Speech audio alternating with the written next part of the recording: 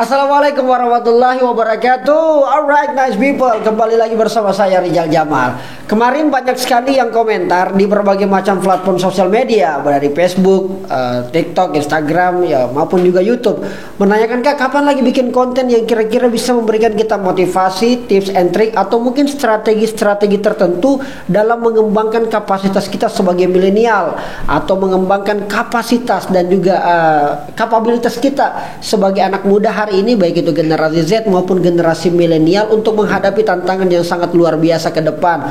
Terutama juga ini cocok buat teman-teman yang sedang menjadi pengusaha pemula, atau berusaha ingin menjadi konten kreator, atau ingin mengembangkan, atau baru saja memulai satu bidang tertentu, lalu ke depan akan fokus dan kemudian akan menghasilkan cuan dan sebagainya. Ya, kali inilah yang akan ingin saya bagi, dan ternyata ini sangat bermanfaat dan baru saya sadari, nice people, ternyata inilah yang kurang lebih 10 tahun saya berkiprah dalam dunia industri kreatif ketika masih zaman mahasiswa. Ternyata inilah baru saya sadari, inilah yang kemudian yang coba terus kita asah, kita lakukan secara terus menerus, secara sabar, lalu kemudian berada pada fase ini. Walaupun saya tahu fase ini belum menjadi top, tetapi ini adalah bagian untuk terus mengejar puncak sampai di mana kemampuan kita dapat kemudian lebih berkembang lagi. Tetapi sebelum itu, buat teman-teman yang baru bergabung, Anda sedang berada di channel Rizal Jamal.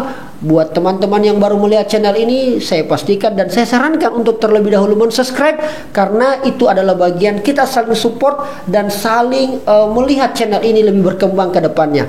Oke, kali ini saya akan share sedikit tentang di mana banyaknya anak muda hari ini yang orientasinya terlalu uang atau money oriented full 100%. Dan saya kira sebenarnya itu tidak salah 100% pula, tetapi ini menjadi masalah jika selalu apapun yang ingin coba kita lakukan, apalagi usia kita masih muda, selalu diorientasikan pada money atau selalu diorientasikan pada uang. Nah, saya kira ini ada hal yang sedikit fatal. Apalagi teman-teman yang baru berkecimpung dalam dunia industri kreatif, saya kira ini perlu diperhatikan sebaik mungkin. Kalau saya ini bahkan menjadi atensi, bahkan ini menjadi arah atau kiblat kita dalam berkarya. Apa itu?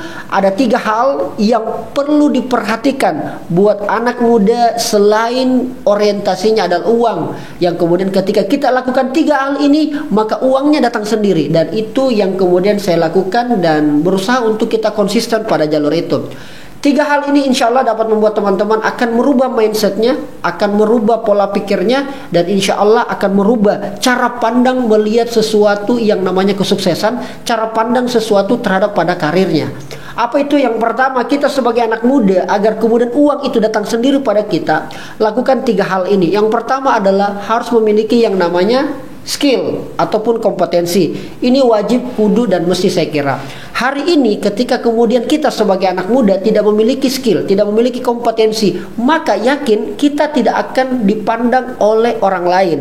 Kenapa? Karena dengan adanya skill, kemampuan kita mungkin satu bidang tertentu, 2 bidang tertentu. Contoh, Anda memiliki kemampuan di bidang public speaking, Anda memiliki skill di bidang desain, Anda memiliki skill di bidang editing, atau Anda memiliki skill di bidang manajerial, maka itulah yang kemudian membuat Anda dikenal, membuat Anda diketahui. Anda memiliki personal branding yang kemudian orang gampang sekali atau mudah sekali tertarik pada Anda kalau kita memiliki yang namanya skill dan kompetensi. Jadi buat teman-teman milenial yang belum tahu apa kompetensinya, segera cari, segera lakukan, segera bertanya, segera tanya dalam dirinya, skill dan kompetensi apa kira-kira yang kemudian bisa mengembangkan kemampuan Anda dan Anda bisa menjadi beda dari yang lain.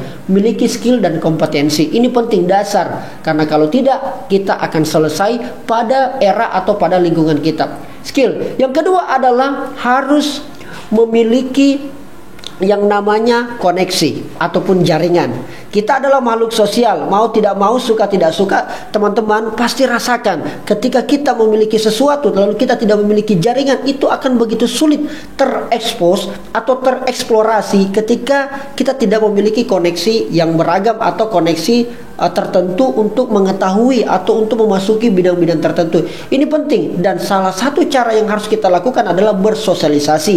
Media sosial adalah cara yang paling tepat hari ini menurut saya untuk kemudian mengembangkan atau membuka ruang atau melebarkan jaringan-jaringan. Saya itu punya prinsip, sebelum tidur tidak bisa saya tidur kalau saya belum mengenal ada 5 orang kenalan baru dalam satu hari.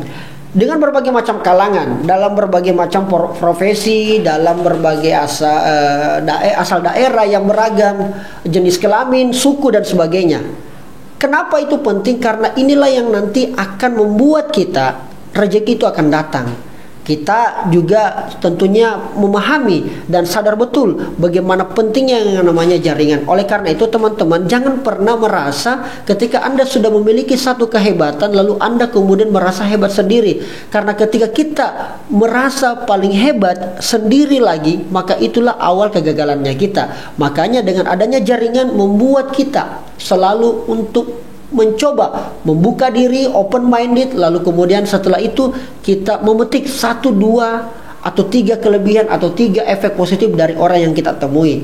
Dan yang paling penting, ketika Anda ingin melebarkan jaringan atau Anda ingin memiliki banyak koneksi, pastikan ketika kita atau ketika Anda ketemu dengan orang lain, pastikan gelas Anda dikosongkan terlebih dahulu agar lebih mudah masuk segala hal yang berhubungan dengan yang positif.